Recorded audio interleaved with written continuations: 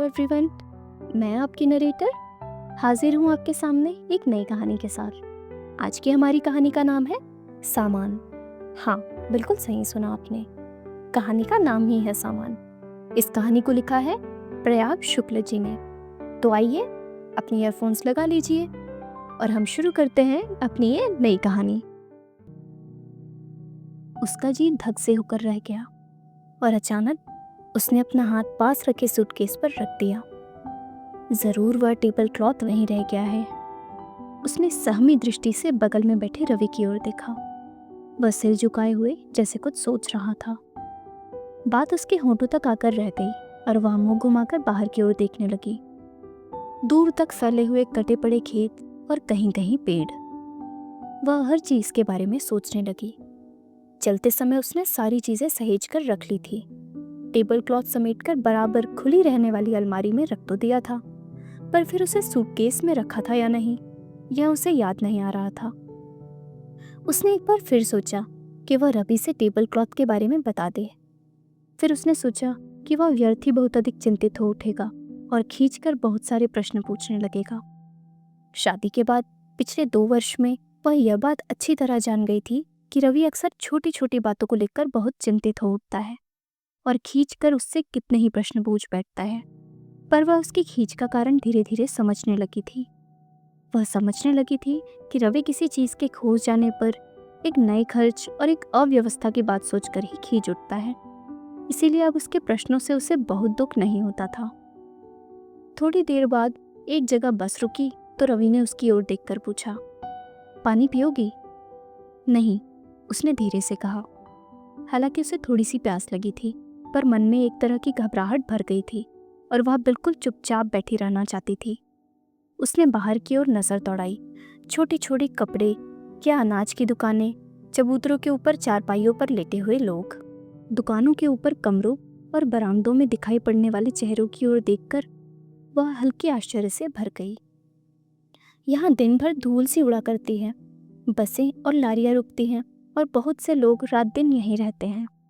बगल से एक लॉरी निकल गई तो उसने मुंह भीतर की ओर कर लिया। टूथपेस्ट और ब्रश तक उसने रख लिए थे। टेबल क्लॉथ भी शायद उसने रख लिया था। नहीं, वह वहीं पर छूट गया है। उस कमरे का पूरा दृश्य उसकी आंखों के सामने घूम गया। वह एक बार फिर टेबल क्लॉथ के बारे में सोचने का प्रयत्न करने लगी, पर वह कुछ सोच ना पा रही थी। मन के किसी कोने में वह बात घर कर गई थी कि अगर यह मालूम हो गया कि टेबल क्लॉथ वहीं छूट गया है तो उसकी घबराहट और खींच बढ़ जाएगी। इसीलिए वह उसके बारे में एक संशय बनाए रखना चाहती थी। छोटी बहन के घर अब वह कब जाएगी? ठीक नहीं, और उसके यहाँ से कोई कब आएगा? कहाँ नहीं जा सकता। टेबल क्लॉथ कितना सुंदर और कीमती था और उसने कितनी मेहनत से उस पर कढ़ाई की थी। जिस दिन उसने टेबल के ऊपर उसे बिछाया था, पूरा कमरा बहुत सुंदर दिखने लगा था और रवि ने खुश होकर कहा था, यह काम तुमने इनाम देने लायक किया है।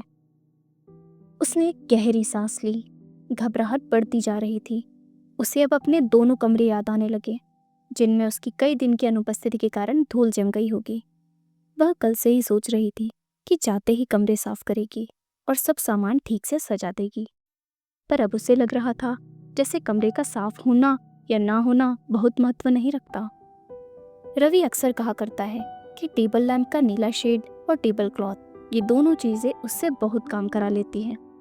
और उसने गौर किया था कि सचमुच वह टेबल क्लॉथ पर झुका हुआ कभी बहुत देर तक कॉपियां जांचा करता था और कभी लगातार कुछ लिखता रहता था। जाड़े की शामों को वह स्वयं कभी घर में अकेली होती, टेबल पर झुककर कोई पुस्तक पढ़ना या पलंग पर लेटकर कुछ सोचना उसे बहुत अच्छा लगता था। कभी कभी वह सलाइयाँ और ऊन लेकर बहुत देर तक कुछ बुनती रह जाती। सामान सहेज लो, रवि ने धीरे से कहा। उसकी इच्छा हुई कह दे, सामान है ही क्या, पर उसने पैरों के पास रखे हुए बैग और झोले को सामने की खाली सीट पर रख दिया और सैंडल पहन ली। उठो, सामान उतारकर रवि ने रिक्शा किया। धूप बहुत तेज थी और सड़कें सूनी थी। जाते ही स्नान करूंगा, रवि ने धीरे से कहा। उसने कुछ कहा नहीं। वह अभी भी टेबल क्लॉथ के बारे में सोच रही थी। जब तक वह सूटकेस खोलकर देख न लेगी, तब तक रवि से उसके बारे में कुछ न कहेगी। घर पहुंचते पहुंचते उसे लगा जैसे वह बहुत थक गई है। रास्ते भर वह रिक्शा में चुपचाप बैठी रही थी और सोचती रही थी कि वह घर पहुंचकर बिस्तर पर लेट जाएगी और थकान उतारने की चेष्टा करेगी। वह बिस्तर पर लेटकर तकिए में मुंह छिपा लेती है और रवि अगर टेबल क्लॉथ छोड़ाने के लिए कुछ कहेगा तो पड़े पड़े चुपचाप सुन लेगी। घर पहुंचकर उसने दरवाज़ा खोला और पलंग पर बैठकर प्रतीक्षा करने लगी कि रवि स्नान करने चला जाए तो सूटकेस खोलकर देखे टेबल क्लॉथ है या नहीं। थोड़ी देर बैठकर रवि बैग में सोप केस ढूंढने लगा। क्या ढूंढ रहे हो? सोप केस तुमने कहाँ रखा है? इसी में तो था। इसमें तो नहीं है। उसके मन में एक खींच भर गई। कहीं से चलना हुआ तो इतनी जल्दी मचाएंगे जैसे कोई आफत आ पड़ी हो। ऐसे में चीजें छूटेंगी नहीं। देखो सूटकेस में तो नहीं है। सूटकेस सूटकेस में। पर उसने चाबियों का गुच्छा लेकर सूटकेस खोला। इसी बहाने वह देख लेगी कि टेबल क्लॉथ है या नहीं। वह घबराई सी कपड़े निकाल निकाल कर बाहर रखने लगी। टेबल क्लॉथ वहीं छूट गया था। सूटकेस भी नहीं था। इसमें तो नहीं है। रुको, अलमारी में साबुन रखा है, कहकर उसने अलमारी खोली और साबुन की टिकिया निकालकर रवि की ओर बढ़ा दी।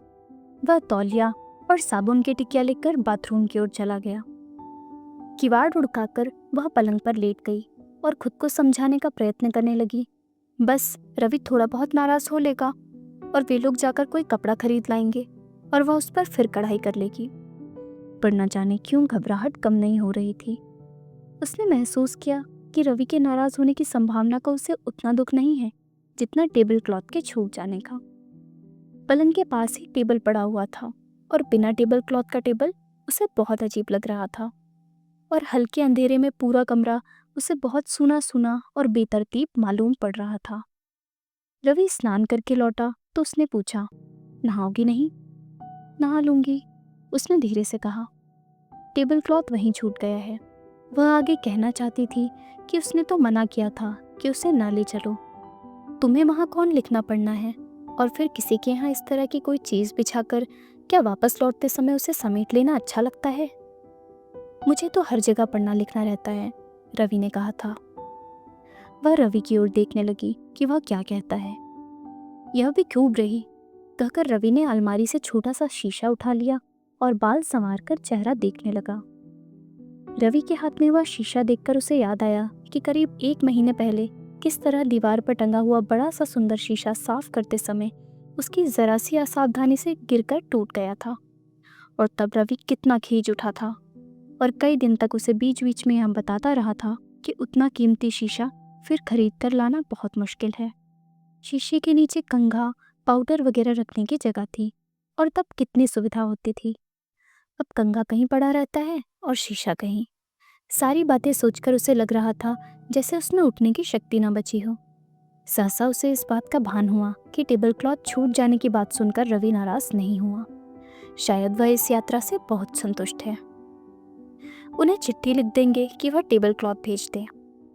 नहीं नहीं, जल्दी क्या है, वहां से कोई आएगा तो आ जाएगा, रवि ने कहा। रवि की इस बात को सुनकर उसे लगा जैसे अचानक उसके सिर से बहुत बड़ा बोझ उतर गया है। जल्दी से नहाओ तो चाय पी जाए। अभी आई, कहकर वह उठी और कपड़े लेकर बाथरूम की ओर चली गई। नहा धोकर लौटी तो उसे ताजगी महसूस हो रही थी। अब वह टेबल क्लॉथ के बारे में लगातार नहीं सोच रही थी। पर जब उसने साबुन की टिकिया टेबल के ऊपर रखी तो अचानक उसे फिर टेबल क्लॉथ और सोप केस के छूट जाने की बात याद आ गई और वह फिर कुछ अनमनी सी हो गई। इतनी गर्मी में उसे चाय पीना अच्छा नहीं लगता था, पर आज उसकी भी चाय पीने की इच्छा हो रही थी। उसने जल्दी से चाय बनाई और 1 कप रवि को देकर 1 कप में चाय डालकर स्वयं भी पीने लगी। चाय पीते हुए उसने एक बार कमरे में चारों ओर निगाह दौड़ाई। जगह जगह धूल जम गई थी और छोटी बड़ी चीजें इधर उधर बिखरी थी। सहसा उसने सूटकेस की ओर देखा और चौंक पड़ी।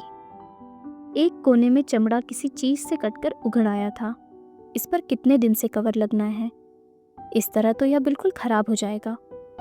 रास्ते भर उसे लग रहा था जैसे वह कुछ भी देख सुन नहीं रही, पर इस वक्त उसे यात्रा की एक एक बात याद आ रही थी और वह उन जगहों के बारे में सोचने लगी जो रास्ते में मिली थी, धूल भरी और बेतरतीब। और उसके मन में छोटी बहन और उसके आसपास के घरों की याद ताज़ा हो उठी। वह उसकी बेतरतीबी और अभाव को बहुत स्पष्ट रूप से अनुभव करने लगी और एकाएक अनजाने ही उसके मन में अजीब अजीब भावनाएं घुमड़ने लगी। वह अपनी कल्पना में उन घरों और कमरों को सामान से भरा और सजा हुआ देखने लगी। और चाय है? रवि ने पूछा तो वह जैसे चौंक उठी और हाँ कहकर उसने रवि के हाथ से कप ले लिया। किसी दिन चलकर टेबल क्लॉथ का एक कपड़ा खरीद लाएंगे, बिना उसके टेबल अच्छा नहीं लगता। किसी दिन क्यों, आज ही। वह आ जाएगा तो दो हो जाएंगे और बारी बारी से धुलवा लिया करेंगे। फिर रवि ने हंसते हुए कहा, अच्छा हुआ वह वहाँ छूट गया, तुमने छोटी बहन को कुछ दिया ही नहीं था। एक शीशा भी, उसने धीरे से कहा। हाँ हाँ, रवि ने कप रख दिया और आंखें मूंद ली। वह हल्के अंधेरे में कमरे को देखने लगी। आज उसे अपने और दूसरों के स्वभाव बहुत स्पष्ट नजर आने लगे। उसके मन में फिर वही भावनाएं और कल्पनाएं भर गई और बहुत से सामान उसकी आंखों के आगे घूमने लगे, जिनसे सब कुछ सजा हुआ और सुंदर मालूम हो सकता है। और इस तरह हमारी ये कहानी होती है समाप्त। यह कहानी एक दुनिया समानांतर से ली गई है और इसकी कहानियों में जीवन की एक साधारण सी परिस्थिति को उसके मनोवैज्ञानिक पहलू के साथ बताया जाता है कि कैसे एक साधारण सी घटना हमारे मन में कैसी छाप छोड़ती है। तो मुझे बताइएगा, अगर ऐसा कोई भी शब्द आया है जो आपको समझ में नहीं आया तो उसे कमेंट कीजिएगा। और हाँ, मुझे ये भी बताइएगा कि अगली कहानी कौन सी सुनाई जाए। तो इसी के साथ मैं आपकी नरेटर अब विदा लेती हूँ और अब हम मिलेंगे अगली बार एक नई कहानी के साथ। धन्यवाद।